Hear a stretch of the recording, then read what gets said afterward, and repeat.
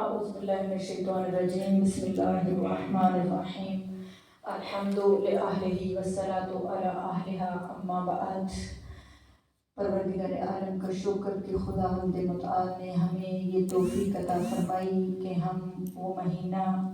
جو عبادت کا مہینہ ہے، جو مغفرت کا مہینہ ہے، جو برکتوں کا مہینہ ہے، اس مہینے میں جو بہار قرآن کا مہینہ ہے، اس مہینے میں پروردگار عالم نے ہمیں یہ توفیق دی کہ ہم قرآن کریم سے تمسک کر سکیں، قرآن کریم کے قریب ہونے کی کوشش کر سکیں۔ اور اسی کوشش کا حصہ کہ ہم نے سورہ آل عمران جو شروع کی تھی یکم رمضان المبارک سے، سورہ آل عمران کے مختصر مطالب اور ترجمہ، تو اس کے ساتھ آج ہمارا 13واں درس سورہ آل عمران آیت نمبر 84۔ بسم اللہ الرحمن الرحیم قل آمنا باللہ وما انزل علینا وما انزل علی ابراہیم واسماعیل واسحاق ویعقوب والاسباط وما اوتی موسیٰ وعیسیٰ منہم ونحن لہ مسلمون۔ جیسا کہ گزشتہ آیات میں تمام مذاہب کے بارے میں کلی طور پہ بحث تھی، ایک مکمل بحث تھی صاحبان کتاب کے بارے میں، اور پچھلی آیات میں جیسے کہا گیا کہ افغیر دین اللہ یبغون، کہ کیا وہ لوگ دین خدا کے علاوہ کوئی اور چیز چاہتے ہیں، اور وَلَهُ أَسْلَمُوا مَنْ فِي السَّمَاوَاتِ وَالْأَرْضِ طَوْعًا وَكَرْهًا، اور جو کچھ بھی زمین و آسمان میں ہے سب، چاہے وہ اختیار ہو یا مجبوری کی حالت میں ہو، سب خدا کے سامنے سر تسلیم میں خم کیے ہوئے ہیں، وَإِلَيْهِ يُرْجَعُونَ، اور سب کا پلٹنا خدا کی طرف ہے۔ اب اس آیت میں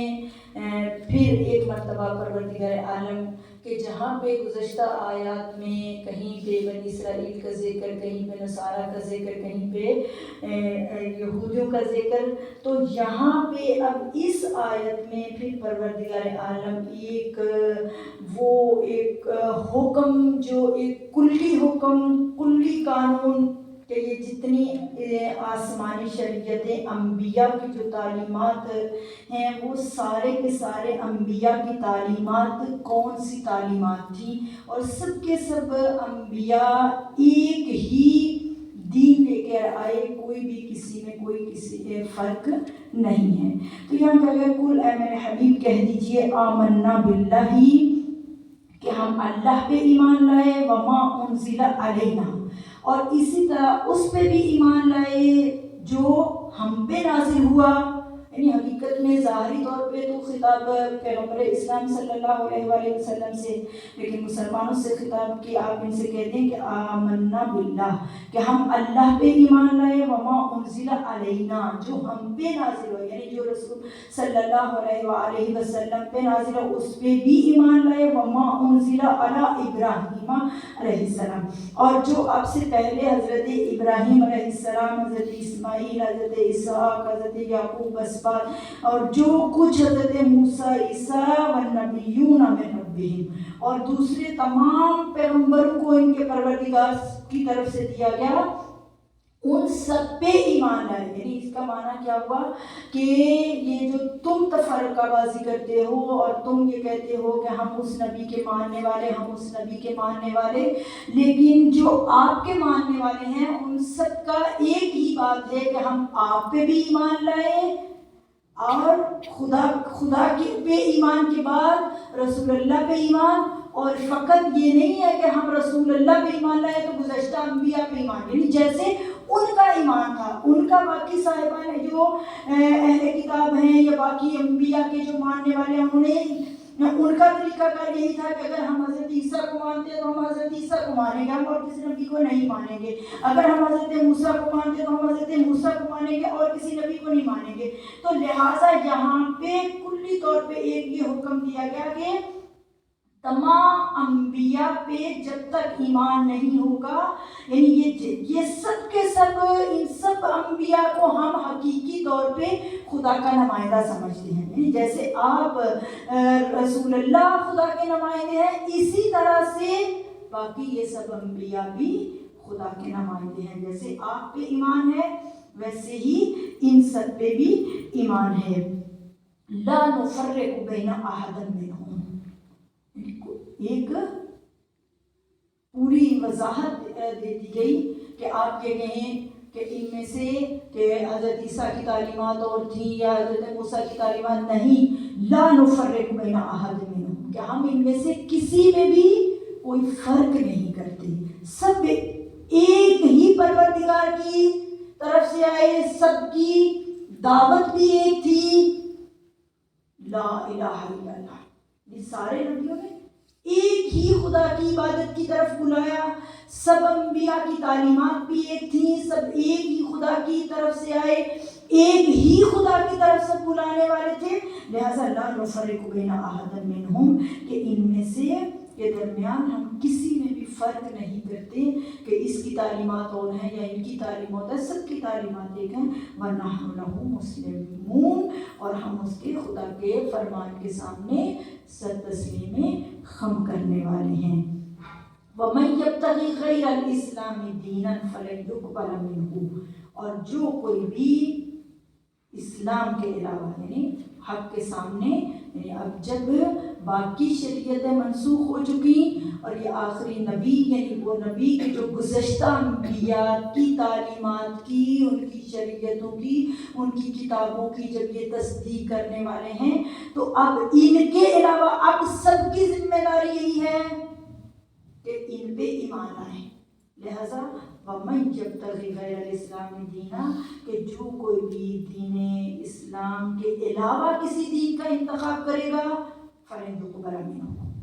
تو اسے اس کا دین قبول نہیں کیا جائے گا، وَهُوَ فِي الْآخِرَةِ مِنَ الْخَاسِرِينَ،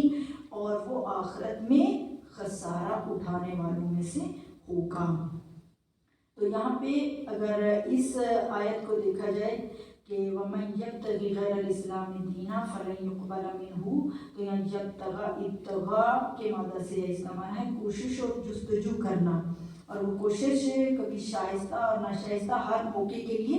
یہ استعمال ہوتا ہے، لہٰذا یہ لفظ بحث کو کہ جو ایک بحث چل رہی تھی اس کو نتیجے تک پہنچانے کے لیے استعمال ہوا ہے کہ وہ یہ کہ حقیقی دین اور آئین اسلام ہے، یعنی حکم خدا کے سامنے سر تسلیم خم کرنا ہے، اور یہ ایک ایسی حقیقت ہے جو تمام یعنی چاہے وہ نسلی ہو، زبانی ہو، قومی تعصبات ہوں، اور ایسی تمام چیزوں سے بالا تر ہے، یعنی نہ کوئی کو اس میں قوم مانی جائے گی، نہ قبیلہ مانا جائے گا، نہ کسی زبان، کسی چیز کی اہمیت نہیں ہے، فقط اس سے اگر قبول کیا جائے گا تو اسلام قبول کیا جائے گا، لہٰذا جو لوگ اس واقعیت کے علاوہ کسی چیز کو کسی اور کو دین کے طور پہ مان لیں تو وہ ہرگز ان سے قبول نہیں کیا جائے گا، بلکہ اس کے بدلے انہیں وَهُوَ فِي الْآخِرَةِ مِنَ الْخَاسِرِينَ، یعنی وہ آخرت میں خسارہ زیہ کاروں میں سے ہوں گے، کیونکہ اس نے اپنے جو انبیاء کی تعلیمات تھیں ان کو انہوں نے اپنے جاہلانہ تعصبات کے عوض بیچ دیا، تو لہٰذا مسلم ہے کہ وہ ایسے معاملے میں نقصان میں مبتلا ہیں، اور پھر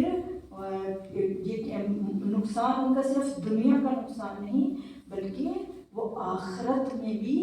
دنیا میں بھی وہ نقصان اٹھانے والوں میں سے ہیں اور آخرت میں بھی نقصان اٹھانے والوں میں ہوں گے۔ کیف یہدی اللہ قوما کفروا بعد ایمانہم وشہدوا ان الرسول حق وجاءہم البینات واللہ لا یہدی القوم الظالمین۔ کیف یہدی اللہ قوما، کہ خدا ان لوگوں کو کیوں کر ہدایت دے، بعد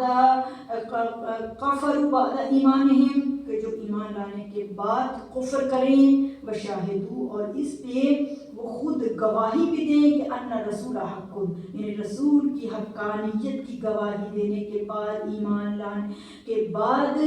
وجاءہم البینات، واضح نشانیاں آ جانے کے بعد اگر وہ کفر کریں تو خدا ایسے لوگوں کو کیسے ہدایت کر سکتا ہے؟ واللہ لا یہدی القوم الظالمین، اور خدا ظالمین کو ہدایت نہیں کرتا، یعنی ظلم کا معنی کہ کسی بھی چیز کو اس کے مقام سے ہٹا دینا ظلم ہے، یعنی جیسے عدل کی تعریف کیا کہ رفع الشیء علی محلہ، کہ کسی بھی چیز کو اس کی جگہ پہ رکھ دینا، محل یعنی جو اس کا مقام ہے، جو مرتبہ ہے اس کو وہ مرتبہ دے دینا، وہ مقام دینا، یہ عدل ہے۔ تو اس کے برعکس ظلم، تو یہاں پہ یعنی اگر یعنی اس سے بڑھ کے ان کا کیا ظلم ہو سکتا ہے کہ وہ ایمان لانے کے بعد کافر ہو رہے ہیں، اور یہ خود گواہی دینے کے بعد کہ وہ جانتے ہیں کہ اے میرے حبیب، اے میرے رسول، آپ حق ہیں، اس بات کو بھی جانتے ہیں، وَجَاءَهُمُ الْبَيِّنَاتُ، واضح نشانیاں آ جانے کے بعد، یعنی ان ساری چیزوں کو جاننے کے بعد وہ انکار کر رہے ہیں، تو اب ان سے بڑا ظالم کیا کون ہوگا؟ تو اسی لیے پھر ان کو یہ بھی کہا گیا کہ واللہ لا یہدی القوم الظالمین، کہ خدا ظالموں کی ہدایت نہیں کرتا۔ کیا معنی ہے اس کا؟ یہ نہیں ہے کہ یہ خدا ہدایت کریں، خدا توفیق ہدایت سلب کر لیتا ہے۔ یعنی دیکھو جب ان کو ایمان بھی لے آئے، ایمان لانے کے بعد کافر ہو گئے، یعنی جسے دوسرے لفظوں میں یعنی یہ آیات ان لوگوں کے بارے میں ہے کہ جنہوں نے اسلام قبول کر لیا پھر اس اسلام سے پھر گئے، تو ایسے لوگوں کو اصطلاح میں مرتد کہا جاتا ہے۔ تو لہٰذا قرآن کہتا ہے کہ ایسے لوگوں کی ہدایت کے لیے خدا ان سے توفیق سلب کر لیتا ہے کہ واضح نشانیاں بھی آ گئیں، یہ بھی جانتے ہیں کہ یہ رسول حق ہے، اور پھر ایمان بھی لے آئے، اس کے بعد اگر وہ مرتد ہو جاتے ہیں تو اب خدا ان سے توفیق ہدایت سلب کر لیتا ہے، اب ان سے توفیق ان کو نہیں ملتی، کیوں؟ اس لیے کہ وہ ظالمین میں سے ہیں۔ اولئک جزاؤہم، اور ان کا بدلہ، ان کی جزا کیا ہے؟ یعنی جو مرتد ہو گیا اس بات سے کہ وہ لوگ کہ جو واضح علامات کے ذریعے سے پیغمبر کو پہچان بھی لیا، ان کی رسالت کی گواہی دی، اور پھر اسلام سے عدول کر لیا، پھر اسلام سے پھر گئے، تو وہ ان لوگوں کی سزا کیا ہے؟ فقط یہ نہیں ہے کہ ان کو مرتد کہہ دیا، ان کو ظالم کہہ دیا، صرف وہ ظالمین میں سے ہوں گے، یہ نہیں ہے کہ یا خدا نے ان سے توفیق ہدایت سلب کر لی، کیونکہ ان کا گناہ اتنا بڑا گناہ ہے کہ اولئک جزاؤہم ان علیہم لعنۃ اللہ والملائکۃ والناس اجمعین۔ اولئک، یہی وہ لوگ ہیں، جزاؤہم، کہ ان کی جزا، ان کی سزا کیا ہے، ان کا بدلہ یہ ہے کہ ان علیہم لعنۃ اللہ، کہ ان پہ اللہ کی لعنت، والملائکتی، اس کے ملائکہ کی، والناس اجمعین، اور تمام انسانوں کی لعنت، خالدین فیہا، اور اسی میں وہ ہمیشہ رہیں گے، لا یخفف عنہم العذاب، ان کے عذاب میں کچھ تخفیف، کوئی کمی نہیں ہوگی، ولا هم ینظرون، اور نہ ہی انہیں مہلت دی جائے گی، الا الذین تابوا من بعد ذلک، مگر وہ لوگ اس کے بعد اگر وہ توبہ کر لیں، وَأَصْلَحُوا، اور اپنی اصلاح کر لیں، فَإِنَّ اللَّهَ غَفُورٌ رَحِيمٌ، تو بے شک خدا بخشنے والا اور رحمت والا ہے۔ تو اس آیت میں ایسے لوگوں کی سزا بیان کی گئی جو پہچاننے کے بعد حق سے عدول کرتے ہیں، حق سے روگردانی کرتے ہیں، حق سے پھر جاتے ہیں۔ تو یہاں اس آیت میں کہا گیا کہ وہ ہیں کہ پروردگار فرشتوں اور تمام انسانوں کی لعنت ہے۔ لعن اصل میں دھتکارنے اور خیز و غضب کے ساتھ دور کرنے کے معنی میں ہے، لہٰذا پروردگار عالم کی لعنت کا مطلب کیا ہوتا ہے؟ اس کی رحمت سے دوری۔ تو باقی یہ رہا کہ فرشتوں اور لوگوں کی لعنت، تو کہا کہ ان کا یعنی ان کے اس معنوی طور پہ،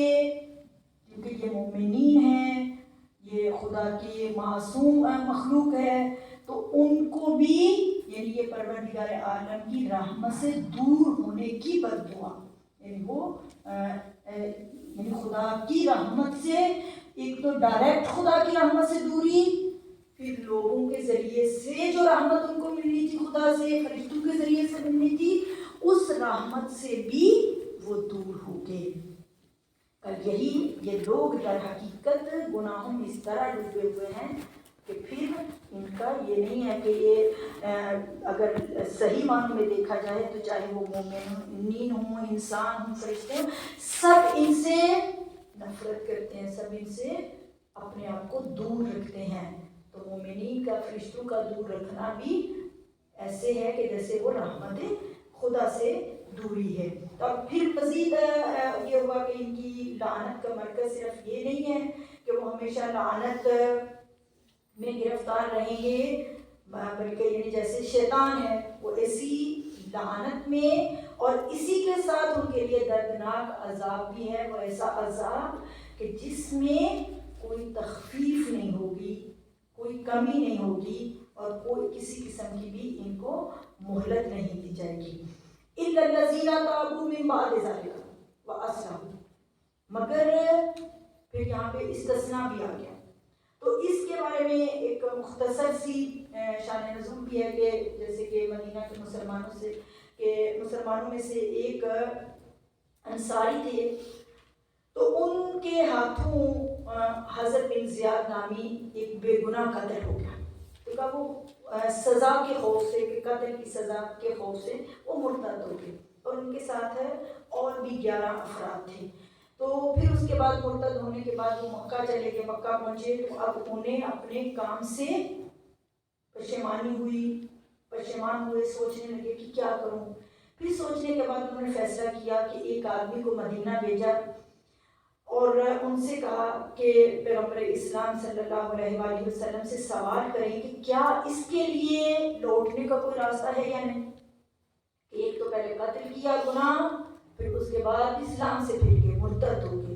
تو اس وقت یہ آیات نازل ہوئی جن میں چند شرائط کے ساتھ اس کی توبہ قبول ہونے کا تذکرہ کیا گیا، اور یہ حقیقت ہے کہ پروردگار عالم نے انسان کو جہاں پہ انسان جہاں اس دنیا میں زندگی گزارتا ہے، تو پروردگار عالم انسان کو اس دنیا فانی میں احساس ندامت بھی اس کو دنیا میں ہی، یہ بھی خدا کی ایک رحمت ہے کہ خداوند متعال انسان کو احساس ندامت عطا کر دے، کہ یہ دنیاوی زندگی انسان کو ہر انسان کو ایک موقع فراہم کرتی ہے تاکہ وہ اپنی آئندہ جو زندگی، جو ابدی اور کامل زندگی ہے، اس کو سنوار سکے۔ تو لہٰذا جو لوگ اس موقع سے فائدہ نہیں اٹھاتے اور پھر بھی وہ اپنے گناہوں میں ڈوبتے چلے جاتے ہیں، تو ان کا تعلق یہ گزشتہ لوگوں میں سے، گزشتہ آیات کے ساتھ۔ لیکن اگر ان کا پچھتاوا، ان کی وہ ندامت، ان کا وہ احساس ندامت جو ہے وہ حقیقی طور پہ ہو، تو پھر وہ اس حقیقت کو جب وہ دیکھتے ہیں، محسوس کرتے ہیں، اس کہ یہ بھی پروردگار عالم کا لطف ہے، اس کی رحمت ہے کہ خدا نے انسان کے اندر بھی یہ طاقت بھی انسان کے اندر رکھی، جسے ہم تدبیر کا نام دیا جاتا ہے، کہ وہ انسان کو بار بار متوجہ کیا جاتا ہے۔ تو اب انسان جب دیکھتا ہے اپنے آپ کو کہ اس کا عمل یا تو یعنی 2 ہی مقام ہے، یا اس کا عمل اس کو جنت میں لے جائے گا، یا اس کا عمل اسے جہنم میں لے جائے گا۔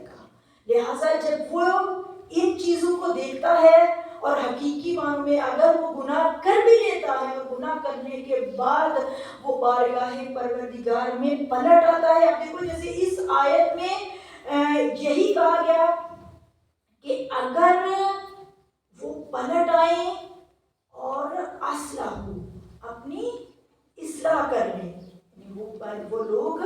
کہ اِلَّا الَّذِينَ تَابُوا، یعنی پہلے تو ظالمین کے بارے میں کہ ان کے لیے کہا کہ رحمت خدا سے دور ہے، ملائکہ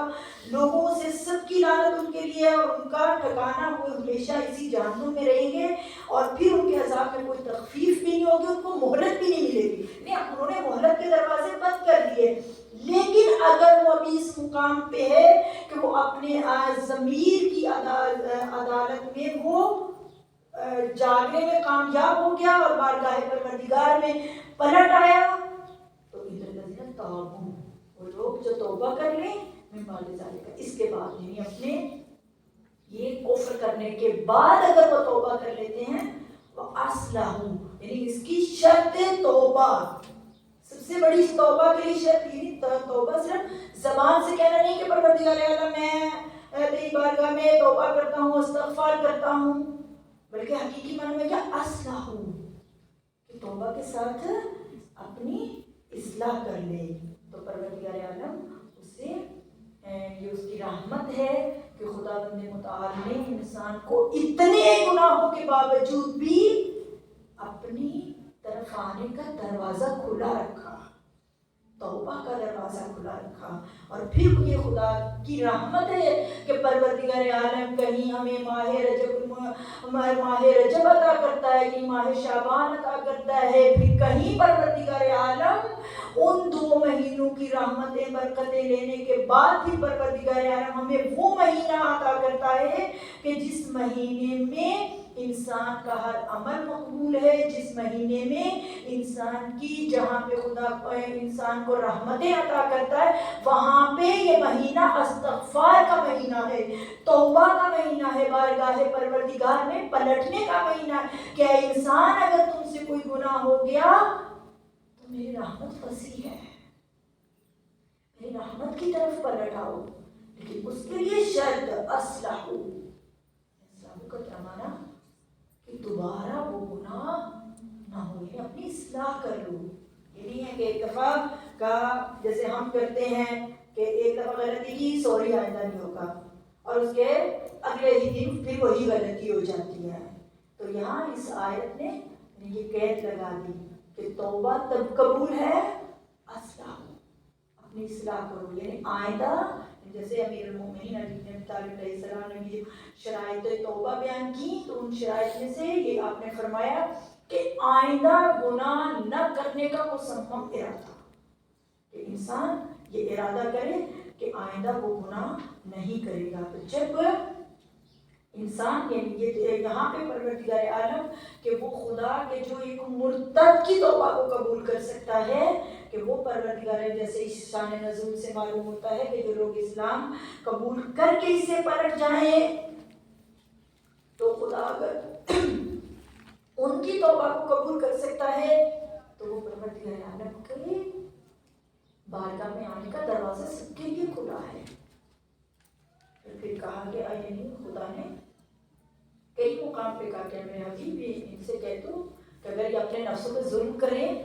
تو میری رحمت سے مایوس نہ ہو، میری رحمت ہے، اس کی رحمت کا تقاضا ہے کہ وہ اپنے بندوں کا توبہ کو قبول کرنے والا ہے، وہ بخشنے والا ہے۔ لہذا پھر اس کے بعد ان الذین کفروا بعد ایمانہم ثم ازدادوا کفرا لن تقبل توبتہم، یعنی پچھلی آیت میں کہ اگر وہ توبہ کر لو اصلاح کر لو تو تمہاری توبہ قبول ہے، لیکن پھر اس کے بعد ان افراد کو دوبارہ کہ ان الذین کفروا بعد ایمانہم، یعنی اس کے لیے شرائط لگا دی کہ اگر تم اسلام لانے کے بعد مرتد ہوتے ہو تو پھر اپنی اصلاح کرو، اگر اصلاح نہیں کرتے بے شک وہ لوگ جو کافر ہو گئے بعد ایمانہم، ایمان لانے کے بعد ثم ازدادوا کفرا، اور پھر انہوں نے ان کا کفر بڑھتا ہی چلا گیا۔ بعض اوقات یہ ہوتا ہے کہ انسان جب ایک گناہ کرتا ہے اور وہ اپنے آپ کو پلٹاتا نہیں ہے خدا کی طرف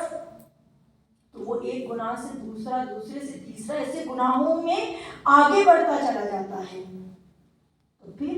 لن تقبل توبتہم، تو ہرگز آپ جانتے تاکید کے لیے کہ ان کی ہرگز توبہ قبول نہیں ہوگی۔ وَأُولَٰئِکَ هُمُ الضَّالُّونَ، اور یہ لوگ واقعاً گمراہ ہیں، خدا کی راہ کھو چکے ہیں اور توبہ کا راستہ بند کے لیے۔ کیا مانا کہ ایسا بھی ہو سکتا ہے کیونکہ اسی میں جو سابقہ آیات کی شان نزول میں ہے تو کہا کہ ان کے ساتھ حارث بن سوید تھے، ان کے ساتھ ان کے 11 ساتھی بھی تھے، تو وہ تو پلٹ آئے لیکن ان کے ساتھ جو باقی ان کے افراد تھے وہ واپس نہیں پلٹے۔ تو لہٰذا اس میں ان سے بھی خطاب اور باقی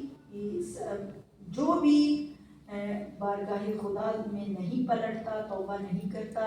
ایک غلطی پھر غلطی سے غلطی، غلطی سے غلطی کرتا چلا جاتا ہے، تو پھر وہاں ان کے لیے توبہ بے فائدہ، جہاں پہ توبہ کا فائدہ ہے تو وہاں انسان اپنے اعمال کی وجہ سے کہ وہ اتنی بڑی رحمت جو پروردگار عالم نے رکھی ہے کہ انسان اگر تم گناہ کر لیتے میری بارگاہ میں پلٹ آؤ، تو اس کے بعد یعنی کوئی ایسا وقت بھی آ جاتا ہے کہ جب انسان احکام حق کی پیروی نہیں کرتا صحیح معنوں میں تو پھر اس کے لیے توبہ بھی بے فائدہ ہو جاتی ہے۔ وَأُولَٰئِکَ هُمُ الضَّالُّونَ، اور یہی وہ لوگ ہیں جو حقیقت میں گمراہ ہیں، یعنی حقیقی گمراہ ہیں۔ کیوں؟ اس لیے گمراہ کیوں کہ وہ راہ خدا کو بھی گم کر بیٹھے ہیں، راہ ایمان سے بھی منحرف ہیں، اور پھر جو توبہ کا دروازہ تھا اس کو بھی کھو چکے ہیں۔ تو یہی حقیقی گمراہ ہیں۔ ان الذین، بے شک وہ لوگ کفروا، جو کافر ہو گئے، وماتوا، حالت کفر میں مرے، وہم کفار، جبکہ وہ کافر تھے، حالت کفر، اسی کفر میں اس دنیا سے چلے گئے، ان کو توفیق نہیں ملی کہ وہ بارگاہ پروردگار میں اسلام کی تعلیمات کی طرف پلٹ آئیں۔ فَلَن يُقْبَلَ مِنْ أَحَدِهِم مِلْءُ الْأَرْضِ ذَهَبًا وَلَوِ افْتَدَىٰ بِهِ، تو کہا کہ اگر وہ حالت کفر میں مر گئے تو اگر وہ فَلَن يُقْبَلَ مِنْ أَحَدِهِم، تو ان میں سے کسی کو بھی، کسی سے بھی قبول نہیں کیا جائے گا، یعنی اگر وہ اپنے گناہوں کے کفارے کے طور پہ فدیہ کر دیں، مِلْءُ الْأَرْضِ ذَهَبًا، یعنی جتنی زمین ہے اس ساری زمین کو سونے سے بھر کے بھی وہ راہ خدا میں فدیہ کر دے تو ان کا قبول نہیں ہوگا، کیونکہ توبہ مرنے سے پہلے ہے، پلٹنا مرنے سے پہلے ہے۔ اگر کفر کی حالت میں ہی اس دنیا سے چلے گئے تو وہ، یعنی یہاں پہ ایک تشبیہ کے طور پہ کہا گیا، ایک مثال کے طور پہ، کہ اگر وہ اس زمین جتنا سونا بھی فدیہ کریں کہ ہم وہ جب آخرت کے عذاب کو دیکھیں، آخرت کے عذاب سے بچنے کے لیے، یعنی اگر ان کو موقع مل جائے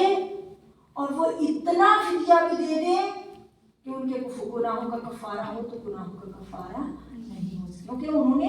سارے دروازے اپنے پہ بند کر کے حالت کفر میں اس دنیا سے جا رہے۔ اولئک لہم عذاب علیم، ان کے لیے دردناک عذاب ہے، وما لہم من الناصرین، اور ان کا کوئی بھی یار و مددگار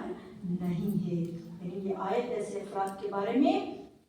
جنہوں نے حالت کفر میں زندگی گزاری، اسی حالت میں دنیا سے چلے گئے، تو کہتے یہ لوگ راہ حق واضح ہو جانے کے باوجود سرکشی کا راستہ انہوں نے اختیار کیے رکھا، حقیقتاً سر تسلیم خم نہیں کیا، تو ان کی بخشش اور عطیات قابل قبول نہیں ہوں گے۔ تو یہاں پہ یہ بھی واضح ہو کہ اتنا یہ جو کہا گیا کہ وہ اگر پوری زمین کو پھوٹ کر کے سونا، اتنا ڈھیر سونے کا خرچ کرنے سے یہاں کیا مراد ہے، تو کہا کہ ان کی بخشش کتنی بھی زیادہ کیوں نہ ہو، تو ان کی وہ جو روح کی آلودگی ہے، وہ جو حق سے دشمنی ہے، وہ اتنا بڑا گناہ ہے کہ ان کے لیے مؤثر نہیں ہوگی۔ ورنہ اگر حقیقت میں دیکھا جائے تو نہ تو ان کو یہ موقع ہی ملے گا کہ وہ زمین کو دوبارہ سے وہ آئیں اور راہ خدا میں جو ہے وہ فدیہ کریں، تو ان کے پاس تو یہ موقع ہی نہیں ہوگا۔ یہاں ایک فرض ہے، یہ کہا کہ اگر فرض کریں کہ زمین کی بہت بڑی دولت ان کے اختیار میں ہو اور وہ خیال کریں کہ اس جہان کو، اس دولت کو اس طرح سے استفادہ کریں کہ وہ سب کچھ اپنا فدیہ دے دیں اور اپنے آپ کو سزا سے بچا لیں، تو یہ ان کا سب ایک اشتباہ ہوگا۔ وہ ان کا یہ مالی جرمانہ، یہ فدیہ ان کی سزا کو کم نہیں کر سکتا، اس پہ کوئی اثر نہیں ڈالے گا۔ اولئک لہم عذاب علیم، اور ان کے لیے دردناک اور یقینی عذاب ہے، وما لہم من الناصرین، اور ان کا کوئی مددگار بھی نہیں ہوگا۔ یعنی وہ افراد کے جو اس غلط فہمی میں بھی مبتلا ہوتے ہیں کہ ہم دنیا میں جو کچھ کرتے رہیں، حتیٰ کہ کفر جیسی گناہ بھی کرے تو ہمیں ہمارے دوست یا ہمیں کوئی دوسروں کی شفاعت مل جائے گی، تو یہاں دو ٹوک کہا گیا کہ جو اس حالت میں اس دنیا سے جائیں گے ان کے لیے کوئی ان کا مددگار نہیں ہوگا، یعنی شفاعت کرنے والوں کی شفاعت بھی انہیں میسر نہیں ہوگی۔ یعنی وہاں کچھ افراد ہوں گے جو شفاعت کر سکیں گے، وہاں کچھ افراد ہیں جو اس دنیا میں بھی مدد کر سکیں گے، دوسرے کی مدد کریں گے، لیکن یہ وہ افراد ہوں گے جن کے لیے دردناک عذاب اور یہ ایسی بدبختی ان کے لیے ہوگی کہ نہ تو ان کی کسی شفاعت کرنے والوں کی شفاعت ان کو نصیب ہو سکے گی، نہ کسی مدد کرنے والے کی مدد ان کے شامل حال ہوگی، کیونکہ انہوں نے توبہ کے سارے دروازے بند کر دیے ہیں۔ تو بے شک یہ پروردگار عالم کا لطف ہے کہ خداوند متعال نے خدا ہمیں بار بار مہلت، یہ خدا کی طرف سے مہلت ہے انسان کے لیے، انسان بار بار انسان کو مہلت دیتا ہے، کبھی رمضان مبارک کی صورت میں، کبھی پروردگار عالم شب قدر کی صورت میں عطا کرتا ہے، کبھی ایام محرم کی صورت میں پروردگار عالم انسان کو اپنی بارگاہ کی طرف ان ہستیوں کے وسیلے سے اپنی بارگاہ کی طرف پلٹنے کے ایک اسباب مہیا کرتا ہے۔ تو اگر اس کے باوجود انسان نہیں پلٹتا تو پھر دائمی شقاوت و بدبختی شامل حال ہو جاتی ہے۔ تو پروردگار عالم سے دعا ہے کہ خداوند متعال ہمیں ان افراد میں سے قرار دینا جو اگر گناہ بھی کریں تو بارگاہ پروردگار کی طرف پلٹ آئیں، ہمیں توبہ کرنے والوں میں سے پروردگارہ قرار دینا۔ اگر ہم بے شک ہم گناہ گار ہیں، ہم سے گناہ خطائیں ہوتی ہیں، لیکن پروردگار عالم ہم سے یہ توفیق سلب نہ کرنا، ہمیں یہ توفیق عطا کرنا کہ ہم تیری بارگاہ میں پلٹ آئیں، اور یہ مہینہ جو بہترین بخشش کا مہینہ ہے، مہینوں میں نہ جانے تو اپنی کتنی انسانوں کو لاتعداد گناہ گاروں کو بخشتا ہے اور جہنم سے آزادی عطا کرتا ہے۔ پروردگار عالم ہم سب کا شمار بھی ان افراد میں کرنا جن کو تو جہنم سے آزادی عطا کرتا ہے، جن کو تو گناہوں سے آزادی عطا کرتا ہے، جنہیں تو خطاؤں سے آزاد کرتا ہے۔ پروردگار عالم ہم سب کا خاتمہ با ایمان فرمائے، ہم سب کے مرحومین کے درجات کو بلند فرمائے، ان کے گناہان کبیرہ و صغیرہ کو معاف فرمائے۔ پروردگار عالم جو بیمار ہیں سب بیماروں کو شفاء کاملہ و عاجلہ عطا فرمائے۔